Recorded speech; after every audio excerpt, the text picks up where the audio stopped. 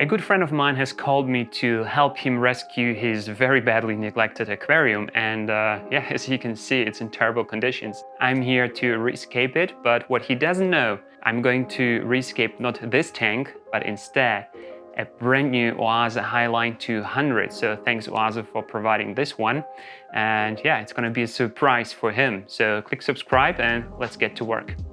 Okay, starting first, step one is adding the substrate.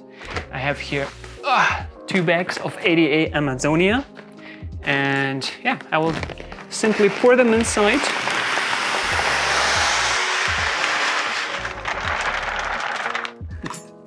Let's grab a brush and actually spread it around. So I want the soil to be approximately at the line of this, you see this aluminium decor that kind of hides the substrate. This is where I want the soil to be, in the foreground.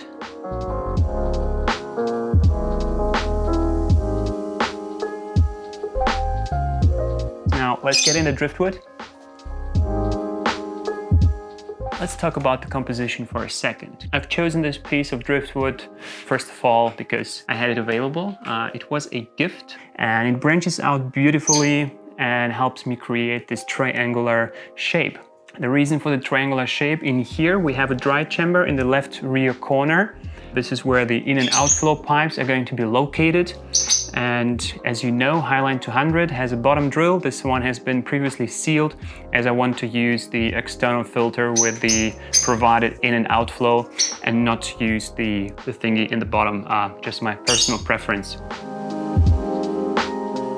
So what I'm doing here, I'm basically arranging the pieces of rock around the driftwood in a way that it looks natural and that it looks like as it has been growing like this for a long time, and also at the same time making sure I have multiple contact points to be able to glue things together afterwards.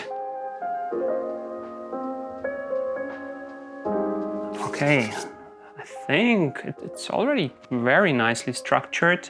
Maybe a couple more rocks in the mid-ground, and yeah, we're almost done. I don't intend to use 2 small rocks, you know, something like this size here, stuff like this, because I will have a carpeting plant, and with a carpeting plant, those small rocks are going to be almost invisible. So I started planting the tank with the Laginandra Miboldi Red. I planted some of them in the background and in the middle section here as a highlight plant. Next, I kind of framed the background with the Juncus repens. So there is a little bit of Juncus repens. This bird has been dead silent for the past 30 minutes. Now I start talking and the bird talks to me. There is some on the right side in the background, and there is also some on the left side. This is going to create a transition towards the background, and because Juncus has this grassy look, it's going to be the perfect transition from the Hylantium tenellum, which is the carpeting plant. I think next I planted the crypts. Over here in this corner we have the Venditii compact. Right behind it, the Venditii green. Again, compact, compact. Right behind it and below the wood is Venditii green, again together with the Miboldi in that, I don't know, like a little cave, but it's also shadowed, so I think that's the perfect spot for the crypt there. I planted the Hylantium tenellum broadleaf all the way around as a carpeting plant. Yeah, simply by dividing 1 cup into various small portions, like every plant individually. And I think I even have 2 portions left. I put in some Eleucharis acicularis everywhere, you know, like where the crypts are, literally behind the Hylantium tenellum, so it's going to spread out and blend a little bit with everything. And then over here there is another highlight plant, which is the Nymphoides Taiwan.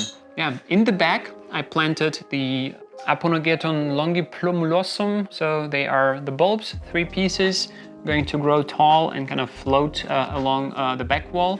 There you see the Echinodorus grisebachi bleheri, And in front of the Echinodorus, it's very small, is Cryptocoryne crispatula. So the Echinodorus and the Cryptocoryne crispatula are going to blend. On the hardscape, I started with the Microsorum petite. I covered up that piece of wood with the Microsorum petite, so it's not visible anymore. Also, it gives a little bit of a balance here on the left side, and towards the right side I used more of the Bucephalandra pygmaea bucute-calam, aka wavy green. I glued also some Pianetifida over here in the middle, so it spreads around here, and one in the back. So all the vertical shoots I'm going to trim, really looking for the side shoots. And yeah, this is it. We have the classic LEDs here from Oase, so they are not too powerful. So I think they're perfect for this mostly easy category plants in this aquarium. As for the hardware, we're going to use an Oase Biomaster 850.